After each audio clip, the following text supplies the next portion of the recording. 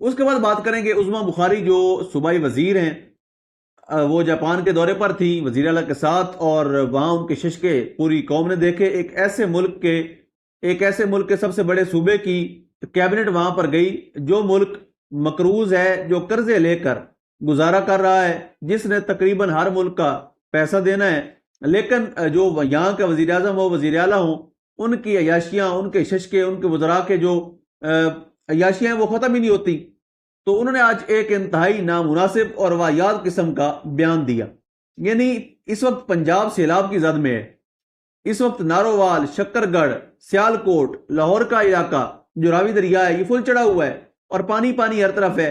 پنجاب کے خدا نخواستہ بہت بڑے پیمانے پر تباہی کا خدشہ ہے، لیکن عظمیٰ بخاری جیسے جو وزراء ہیں جن کو ذاتی نوکری کے لیے رکھا جاتا ہے، وہ آج کے دن جاپان سے واپس آئیں، اور واپس آتے ہی انہوں نے مریم نواز شریف کے کپڑوں کا دفاع کیا۔ انہوں نے کہا مریم نواز کے کپڑوں پر بات کرنے والے لوگ پہلے گریبان میں جھانکیں، جن کی امیاں کپڑے پہننا مناسب نہیں سمجھتی۔ اور یہ مریم نواز کے کپڑوں پہ اس پہ بات کرنے سے پہلے وہ لوگ گریبان کے اندر جھانک کے دیکھیں جن کی امیاں کپڑے پہننا مناسب ہی نہیں سمجھتی۔ اب اس سے زیادہ میں کچھ نہیں کہنا چاہتی۔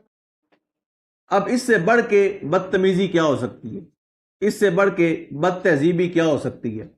اور سوری فار سے کہ ریمن ڈیوس کے وکیل کی بیٹی سے اور توقع کیا رکھی جا سکتی ہے جو اس طرح کی زبان استعمال کرتی ہیں؟